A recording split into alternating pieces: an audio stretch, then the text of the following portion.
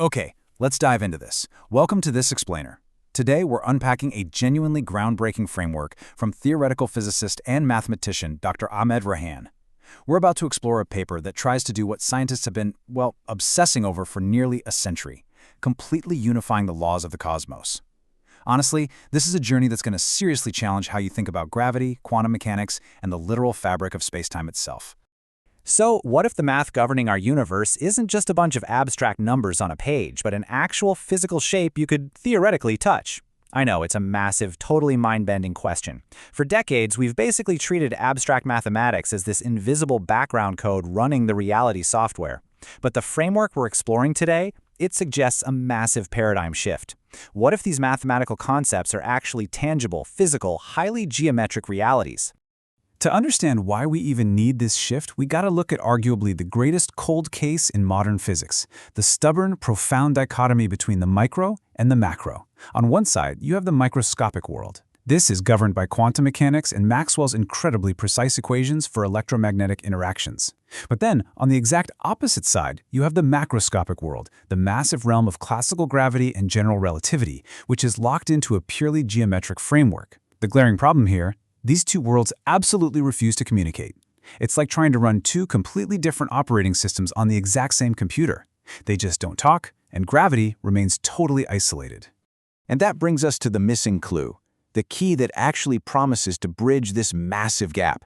It's Dr. Rayhan's solution, known as Mandatory Electromagnetic Equilibrium, or MEE for short. Basically, it's a framework proposing that matter and energy aren't fundamentally separate things at all. Instead, they're states of continuous dynamic equilibrium. By looking at the universe through this specific MEE lens, we can finally take quantum mechanics, general relativity, and electrodynamics and place them all under one single, unified geometric umbrella. Now, what's really interesting about this slide is how we actually pull off that unification mathematically. Dr. Rayhan posits something fascinating. The imaginary unit I is not just some neat theoretical math trick. According to the source material, it acts as the literal reality operator. By using Euler's identity, the MEE framework takes these abstract, fuzzy quantum probabilities and transforms them into tangible physical reality. So instead of just treating negative signs as meaningless numerical values on a chalkboard, we're going to start looking at them as real, physical movements in space. Let's actually walk through exactly how you translate that math into geometry. Step 1. You start with a simple negative sign in an equation. Simple enough, right? Step 2. In this MEE framework, you apply that reality operator, I. And then step 3, boom. That math transforms directly into a physical 180-degree rotation within Faraday's 4 quadrants. This is honestly revolutionary. It means that Newton's second and third laws, where action and reaction seem like opposing, straight-line forces, are actually representing a phase orthogonality in a complex plane. It even wraps in the Schrödinger equation. The time evolution of quantum systems isn't just invisible math. Fundamentally, it's an electromagnetic rotatory process. Which naturally brings us to the physical resolution of a famous historical puzzle, the Banach-Tarski paradox, which MEE actually frames as Innovia's paradox. Now, the original mathematical paradox suggests you can take a solid object, break it up into scattered pieces, and somehow reassemble it into two completely identical copies of the original. In pure math, totally baffling. But Dr. Rayhan provides a physical resolution to this by asking a really practical question: how does the actual physical universe handle missing pieces or incomplete geometry? And this brilliantly illustrates the answer: environmental completion. The idea is that the surrounding environment itself, specifically spacetime and the electromagnetic field, acts as a structural carrier. Think about it. If you have a geometrically incomplete object, like, say, a wheel that's missing a huge chunk of its mass, you'd totally expect it to wobble or just fail entirely.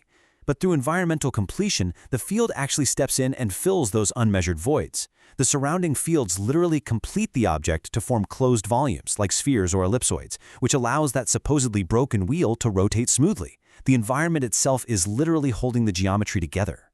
Let's move to and see how this builds into the macro structure of the universe with what's called the spongy spacetime hypothesis. Drawing on the deeply complex math of Perelman and Ricci flow, Dr. Rayhan proposes 3 main structural steps. First, spacetime fundamentally consists of tiny cubic units. Second, these cubic units experience something called geometric pressure, And third, because of that intense pressure, the cubic units actually expand and dilate, transforming into spherical units. So if you picture it, space-time is quite literally a structural sponge dynamically shifting its geometry all around us. And because of that spongy, structural expansion, we arrive at this major massive paradigm shift.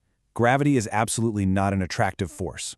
Seriously, everything you've been taught about gravity pulling objects together needs a complete reframe right here. In the ME theory, gravity is actually a pressure. It's the direct physical result of that space-time sponge dilating and expanding around massive objects. You aren't being pulled down to the Earth. You are actively experiencing the geometric pressure of this spongy space-time pushing against you. Let's ground this with a number we're all super familiar with from high school physics, 9.8. In this rotational gravity model, Earth's gravitational acceleration, that specific 9.8 meters per second squared value, originates from the continuous rotation of charged particles.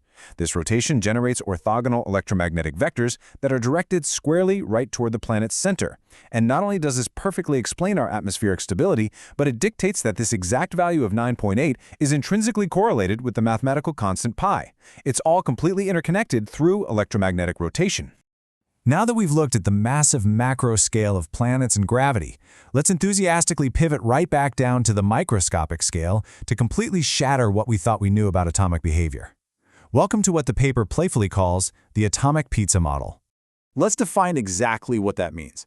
The atomic pizza model dictates a strict geometric necessity where diametrically opposed electron pairs absolutely must exist in atomic orbitals to maintain equilibrium. The critical takeaway you need to grasp here is that this model entirely rejects the idea of absolute randomness in quantum mechanics. For a really long time, the famous Born rule told us that quantum states are just stochastic random probabilities. Well, MEE rejects that outright. In this new model, wave function collapse is not some random roll of the cosmic dice. It's the highly deterministic result of Faraday induction, where a phase neatly and predictably transitions from imaginary math into real physical geometry. And speaking of abstract math becoming very real geometry, we have to talk about this genuinely bizarre fraction, -1/12.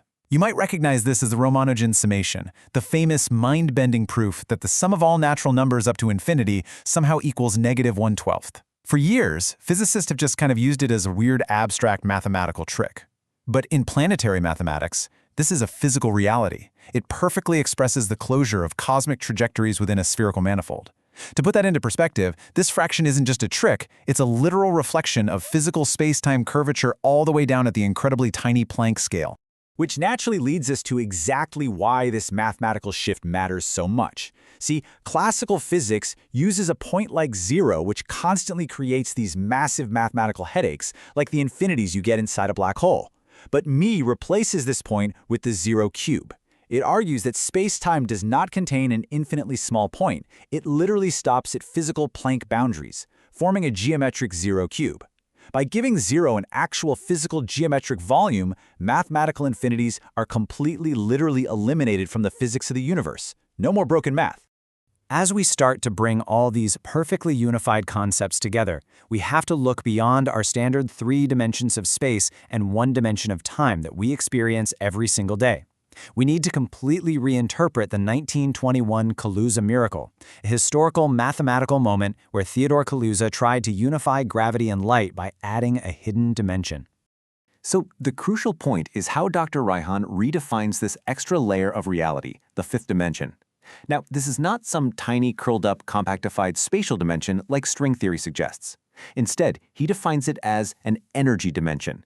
What this means is that the entire electromagnetic field we experience in our universe is simply a geometric projection of the energy flow from this 5th dimension shining down onto our 4-dimensional space-time. It is literally the ultimate unifying source of everything. Which leaves us with this final, truly awe-inspiring question to wrap up our explainer today.